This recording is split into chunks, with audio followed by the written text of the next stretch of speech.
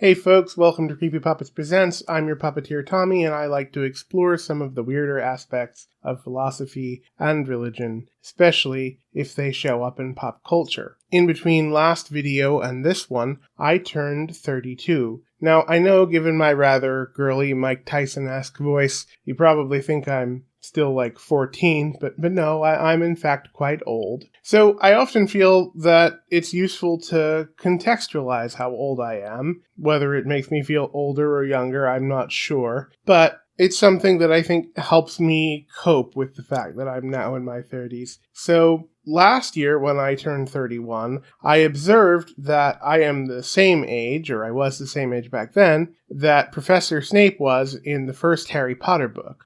And of course, we all know what I'm going to contextualize next year when I turn 33. But for turning 32, I wanted to contextualize that I'm the same age Mama Cass was when she died. Now, for those who are unfamiliar with 60s hippie music, Mama Cass Eliot was a folk singer, a part of the 60s folk revival, who became very big through her band, the Mamas and the Papas, and then eventually a short-lived solo career before dying of a heart attack at the age of 32. She's easily considered to have been the star of the band and is fondly remembered for some of the most essential sounds of the late 60s. Everyone who knew her would say what a wonderful person she was, even though she could occasionally be rather cranky and lewd. In particular, she had some issues with her bandmate John Phillips, who was just the worst person. He was often emotionally abusive toward her. Of course, my regular viewers know that I'm quite a fan of Scooby Doo,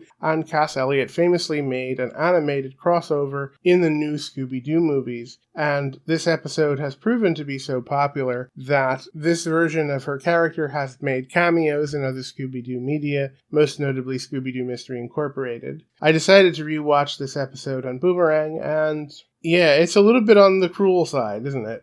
It makes fun of her weight a lot, but she seems to have been fairly good-natured about it, as most of her own humor was self-deprecating. And apparently that's sort of the way she was in real life. But I'm glad, this was less than a year before her death, so I'm glad we got to capture this moment of this wonderful soul taken from us far too soon. Okay, this has been a rather short one this week, I know, but this semester is crazy for me. I am solo teaching the intro geology lab, and I am just completely overwhelmed, so I'm going to be doing some rather short episodes, at least until things fall more into place. But thank you, and I'll see you hopefully at least one more time before the end of February, hopefully 2 or 3.